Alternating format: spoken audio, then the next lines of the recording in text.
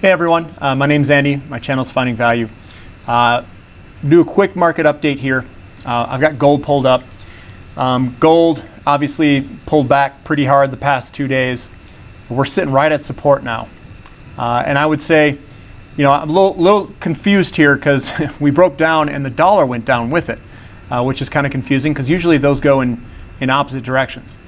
So we need to continue to monitor gold and see where it's going. And I'll do that obviously with these market updates. But silver is painting a little bit different, or a little bit more bullish picture than gold. Looking at silver, we've got a little wick on the bottom here. Typically that means that it might be a short-term bottom. So hopefully we see some movement to the upside. That's typically what wicks on the bottom. You can see a wick on the bottom here and it moved higher, wick on the bottom, moved higher. Wick on the bottom, hopefully we break out of this gigantic pattern here and get moving higher. Because we all like our portfolios going up, not going sideways or down, obviously. So some of the silver stocks, some of the silver stocks look pretty good. They were very resilient in the face of this decline. They didn't really decline. Some of them even went higher. So it's telling me they want to go higher. Price of silver just needs to lift to move this sector, I think. I was looking at, I can pull it up, dollar TNX. It looked like this is the 10-year treasury yield. Yields are going higher. They're continuing to move higher. That's what I'm seeing. What does that mean? It means that I think inflation is here, and it's predicting inflation is what the 10-year is. The 30-year is going higher as well. Looked like oil moved quite substantially today. Will it continue? I don't know. We got, maybe it'll rest a little bit or pull back a little bit, because usually after these gigantic moves, sometimes they pull back a little bit. And natural gas was looking very strong.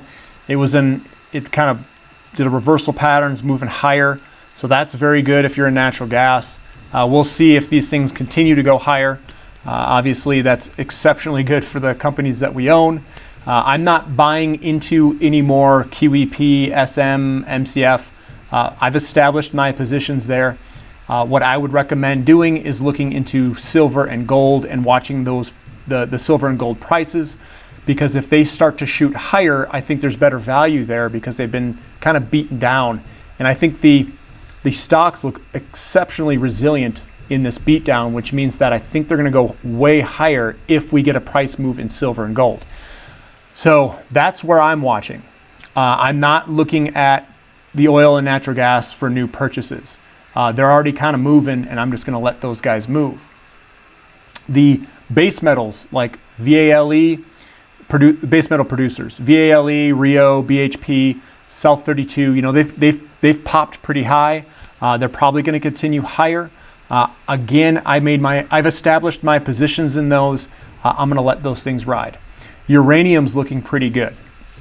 It looks like, deep yellow has a very nice chart pattern, very strong move higher.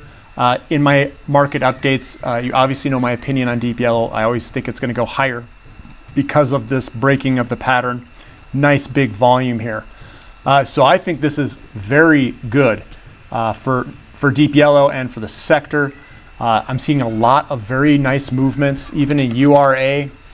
Very nice movement here. A little bit of volume stepping in.